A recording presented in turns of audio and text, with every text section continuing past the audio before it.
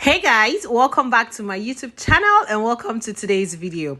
You guys, I am going to be showing you how to make the most delicious, absolutely mouth-watering and finger-licking good Ofada sauce, also called Ayamashe sauce. Okay, this sauce pairs really well with local rice, or what they call Ofada rice, and it's absolutely delicious. I'm going to walk you through everything you need to know and how to make a delicious pot of Ofada sauce right in your very own kitchen. And trust me, this recipe is fail proof. Okay, so if it's your first time coming across my channel, do well to like this video, subscribe, and look out for more recipe videos, vlogs, and lifestyle videos. Okay, so without further ado, let's get straight into the ingredients.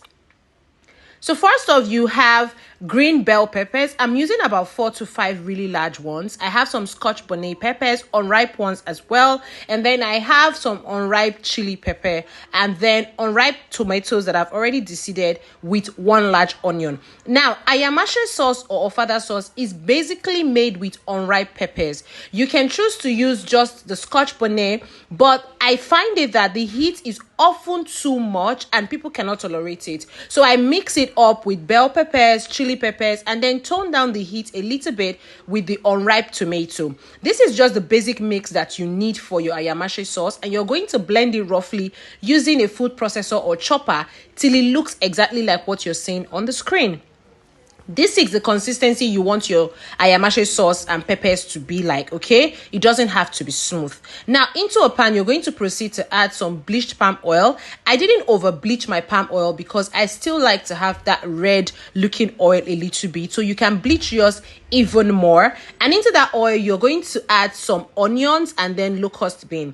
You guys, onion and locust bean is so essential in making this sauce. You have to stir fry this in your oil for at least 5 minutes on low heat till your onions are softened and translucent, and you know the fragrance is all over your kitchen. Yes, this is essential. Once you have that going, you now add in your smoked fish, and I'm using some smoked panla. Okay, next you add in your cooked meat of choice. Now, Ofada sauce is typically not the sauce that you have space in. I mean, it is for enjoyment. Okay, so you find little pieces of fish, meat, and all of that inside this sauce. It is always really packed, and trust me, if you really want to enjoy authentic Ofada sauce, please make sure that you have your smoked fish, you have your meat, you know, your shaki, your pomo, and all of that stuff, because that is really what makes Ofada sauce really good. Now you're going to fry all of these fish and meat pieces for about 5 to 6 minutes till you get some brownness on them, and you know they flavor the oil and everything is looking nice and great like this. This is an essential step that you do not want to skip. And once you have that all fried and brown, go in with your pepper mix that we blended roughly. You're going to add this pepper mix into it and then stir to combine. Now, make sure you are cooking this sauce on very low heat, you guys. It is essential. Make sure you are cooking it on low heat. Now, you're going to stir your peppers to combine into your oil, and once you have that going, you add in your crayfish and the rest of ingredients. Now, if you've watched up to this point and you are enjoying this video, do well to subscribe, give it a thumbs up, and let me know what other recipe you would like me to film for you in the comment section.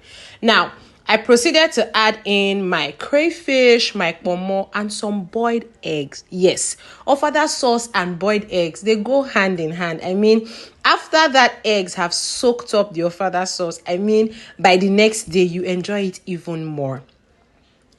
Go ahead to stir everything till it is well combined and the crayfish and everything has mixed in with your sauce. You guys, Ayamashe sauce takes time, so don't rush it. Once you have stirred everything into this, you will now go in with your seasoning, which is some salt. Now, be very careful with your salt because we used a lot of crayfish powder, and this can make your sauce really salty if you add too much salt. So add just a little bit of salt and then go in with your seasoning cubes. I use some beef seasoning cubes. So you go in with your seasoning cubes and then a little bit of meat stock, very little.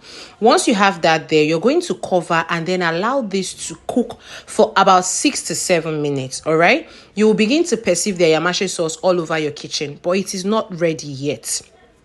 As you can see, this sauce is bubbling and really looking nice and good, but we are not done. We're going to stir everything till it is well combined. So you make sure that the salt and the seasoning really penetrates your sauce very well. And as you can see, the peppers are still looking green. We don't want that. Typical Ayamashe sauce is going to have a bit of a brownish look when it is cooked, and that is because this sauce is cooked on low heat for a very long time. Yes, that is the secret to perfect tasting Ayamashe sauce. So after you are done stirring to make sure everything is combined, you will cover and allow this to cook on low heat for at least 15 to 20 minutes.